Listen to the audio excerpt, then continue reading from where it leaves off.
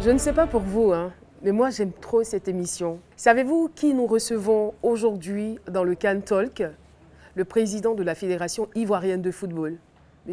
Idriss Diallo. Président, you can talk.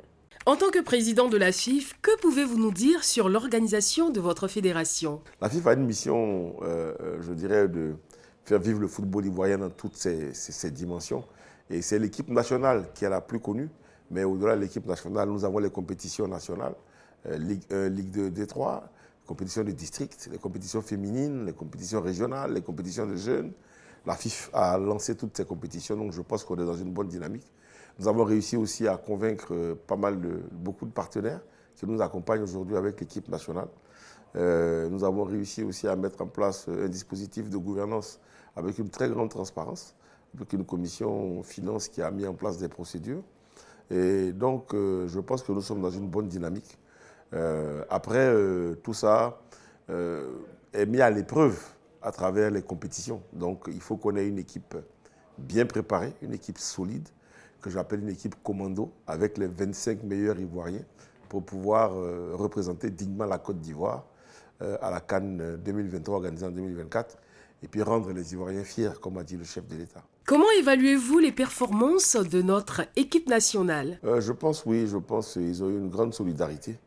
Même quand certains faisaient des fautes, les autres les soutenaient. Parce que c'est important, vous savez, en football, c'est l'esprit, le mental, la capacité du groupe à être solidaire pour affronter les difficultés.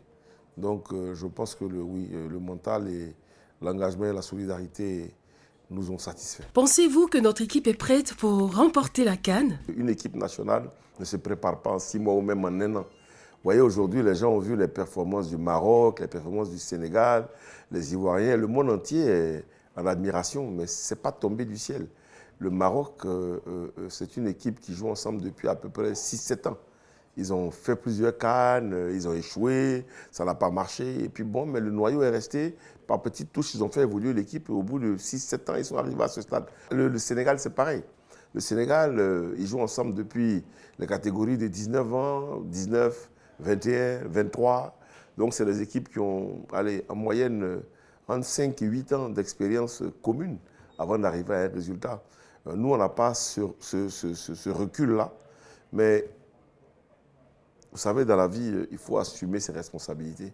Donc, le temps qui nous reste, on va le mettre, je dirais, à profit pour qu'avec l'équipe que nous avons, nous puissions constituer, c'est pour ça que je l'appelle commando, puissions constituer un effectif avec des gens qui sont en bonne santé, qui jouent dans leur club, qui veulent venir défendre le maillot ivoirien et puis qui ont faim. Pensez-vous que nous sommes prêts au niveau des infrastructures pour accueillir la CAN? Oui, on est prêts.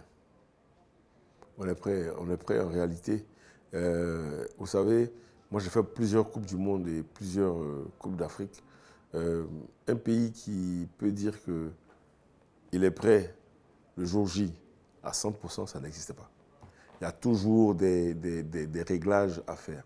Donc au niveau des infrastructures sportives, on a déjà inauguré le stade Charles Konan-Banny de Yamoussoukro, le stade de la Paix de Bouaké, le stade Laurent Pokou de San Pedro, le stade Alassane Ouattara de Bimpe, le stade de Fort-Boigny, le stade de Korogo. Donc ça veut dire qu'on va jouer dans tous les stades. Il faut, à ce stade de mon propos, remercier le chef de l'État. Parce que nous qui sommes dans le football, ce qu'il a réalisé aujourd'hui va permettre au football ivoirien de franchir un palier. Parce que investir plus de 1 milliard de dollars dans les infrastructures sportives, sanitaires, les routes, mais la côtière, c'est un billard. C'est quelque chose ça change complètement la vie. Même les hôteliers de San Pedro vous diront que depuis que la côtière a été rétablie, tous les week-ends, San Pedro est plein. Il y a un impact économique. Aujourd'hui, vous pouvez prendre vos voitures à Abidjan. Vous avez l'autoroute d'Abidjan à Bouaké. Avant, on s'arrêtait à Yamoussoukro. Maintenant, on va jusqu'à Bouaké. Mais ça, c'est grâce à la CAN. Ils sont en train de refaire complètement le tronçon Bouaké, Korogo par Kanawolo. Une fois que ça va être fait, on va aller facilement à Korogo.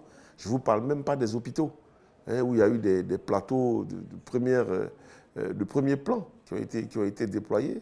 Et à côté de ça, regardez ce qui est en train d'être fait pour aller justement au stade Alassane Ouattara, l'autoroute 2 fois 2 voies, pour aller dans la direction du stade Alassane Ouattara et Bimpe. Donc, il y a beaucoup de choses qui ont été faites. Le chef de l'État a mis les moyens. Donc, je pense que le gouvernement a joué sa partition. Après, ce qui concerne les hébergements, Abidjan n'a pas de problème. On a plus de difficultés à l'intérieur du pays. Mais on a encouragé les privés à faire des investissements parce que ce n'est pas au gouvernement de faire ça. On ne peut pas tout faire. Mais quoi qu'il arrive, je pense que la Côte d'Ivoire est prête et saura accueillir nos frères venant de l'étranger, d'Afrique et du monde entier. Quel serait donc votre dernier mot, Président? Fondamentalement, ce que je peux dire au peuple ivoirien, c'est que cette équipe nationale vous appartient. Elle vous appartient et c'est à vous de la soutenir. Et puis moi, je suis convaincu, j'ai la foi que cette équipe-là saura donner la fierté au peuple de Côte d'Ivoire.